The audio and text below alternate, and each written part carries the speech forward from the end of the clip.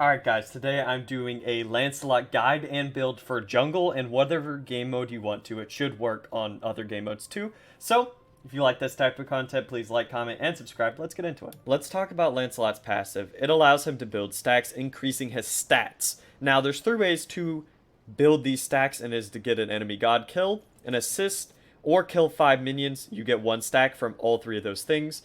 Now, these stacks fully capped out at 60 increase your movement speed by 12% on your horse. Unmounted, while you're being regular Lancelot, you get reduced basic attack damage by 12% in the front. So you're a really good counter to hunters. Now, it is displayed in the bottom left-hand corner of your screen. I don't have any, but there will be a blue bar.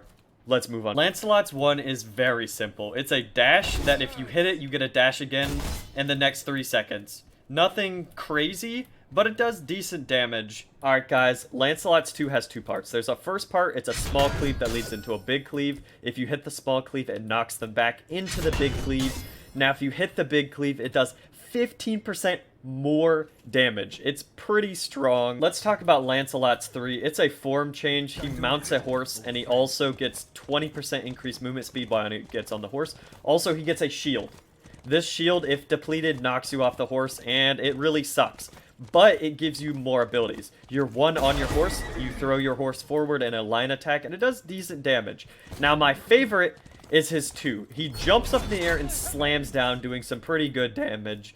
It's pretty cool. He gets on a horse. His 3 allows him to change direction really easy. Doesn't really have a cooldown. It's pretty nice. So if you're chasing someone and they juke you, you could kind of just turn around. Let's move on. Let's talk about Lancelot's ult. You mount your horse and you just slam into people. Every time you slam into a person, it refreshes your shield health. So if you're taking damage and you use your ult, it's a good way to keep yourself on the horse. And it also instantly mounts you into your horse.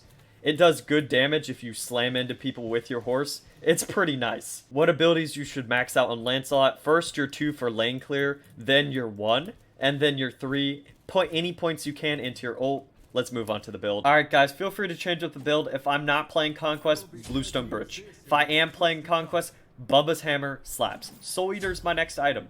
It gives you 25 physical power, 10% physical lifesteal, 10% physical penetration, and 10% cooldown reduction. And when it's stacked, it gives you even more power, which is great, and 5% extra lifesteal. Now, when it's base item, you have the same passive, which your abilities heal you for 25% of the damage dealt to your targets. Now, Transcendence. I'm double stacking because I love stacking. Stacking's so much fun on Smite.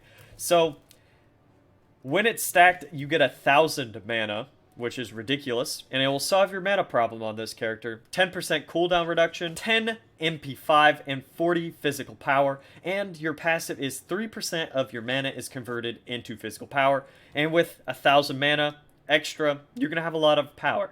Now, if you're playing with Bubba's Hammer, do not build Jotun's Wrath, because you'll be overcapping your cooldown reductions. So if you're playing on Joust or whatever, Jotun's Vigor's a great item because it gives you lifesteal when you get low. Now, I would go straight into Crusher if you were building Bumba. Crusher is really good because it gives you physical power, it gives you penetration, it gives you attack speed. It's great.